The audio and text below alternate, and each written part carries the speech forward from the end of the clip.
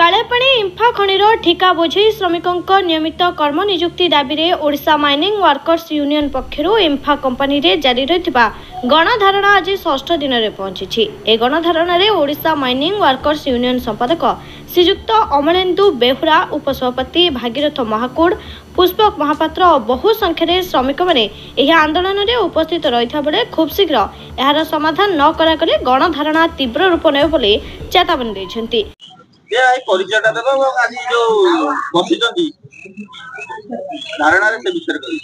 Shri Bhagirathi Odisha mining workers union vice president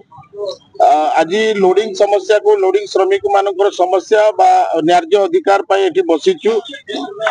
200 श्रमिक माने जो माने मु आगुरु भी कही जो माने दैनंदिन काम करुले इंफा कंपनी तांकर निजर नीति निर्धारण करके 6 दिन काम दौरान जितेबाला प्रावधान 26 दिन काम देवाई कह जो मैंने भी अच्छा कि भाव मासिकिया दरमा पाइबे मास सारा काम पाइबे ए प्रावधान थिबा सत्वे कोविड आड़े से बर्तमान 6 दिन काम दौरान आउ जो बाकी 20 दिन रहा सी मेसीन रे मुनाफा करने कंपनी मेसीन द्वारा काम करुच्ची लोकों को 6 दिन काम करवा एवं 26 दिन जाक आप देखिए मेसीन रे मध्य लोड होती जो जहा द्वारा कि कंपनी अधिक लाभ करने उद्देश्य रे लोक मान को मात्र 6 दिन काम दौची।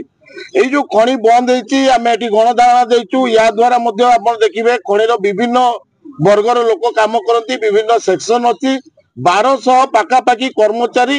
एथिरे सीधा सड़क भाव क्षति सहउचंती ए कथा मध्य से अनुध्यान करिसंती जानिसंती। एबे कंपनी कौन करुच्ची ना से भाबुची जो 1200 श्रमिक क्षतिग्रस्त होचंती 200 श्रमिक पाई सेमानकु किभଳି भाबरे श्रमिक आपस भितरे झगड़ा लगेकरी एडी गोटे गणधारणा को सेमाने चाहुचंती भंग करिया पई कहि दे आपण मानकु मु सदा बेले भी कुए श्रमिक हृदय जेतबेले तातिबो श्रमिक मन जेतबेले अशांति हबो अशांतिर वातावरण सृष्टि करिबो कंपन से दिन को अपेक्षा करिछि बोध हुए इंफा कंपनी आमे भाबुछु आमे अनुरोध करछु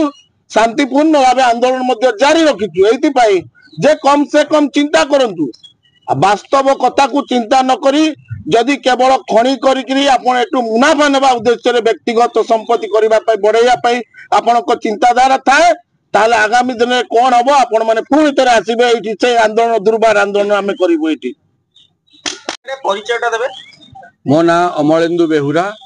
Odisha mining workers union general secretary. आज ये गणधारणा षष्ठ दिन कोन आपन दाबी अछि से बड़ दुखर विषय ए अहंकारी इंफा कंपनी 6 दिन धरी खरा तरा वर्षा रे 200 रु अधिक श्रमिक गोटे धारणा बसुँच धारणा तो आपको कहबनी आपको न्याय्य हक कहब जे से 26 दिन काम बदल रे 6 दिन काम ये दौची तेणु ता विषय बहुत बार आलोचना भी होती लिखिकी देती इंफा कंपनी कर्णपात करूना जदि यह तुरंत समाधान न करा जाए आपण माध्यम आपण मैंने पचारतु प्रशासन को पचार तुरंत आपको समाधान न करा जाए आंदोलन को आहरी दुर्बार कराहब सारा सुकिंदा ये आंदोलन में सामिल हम। सुकिंदार जयप्रकाश महांती रिपोर्ट प्रयाग खबर।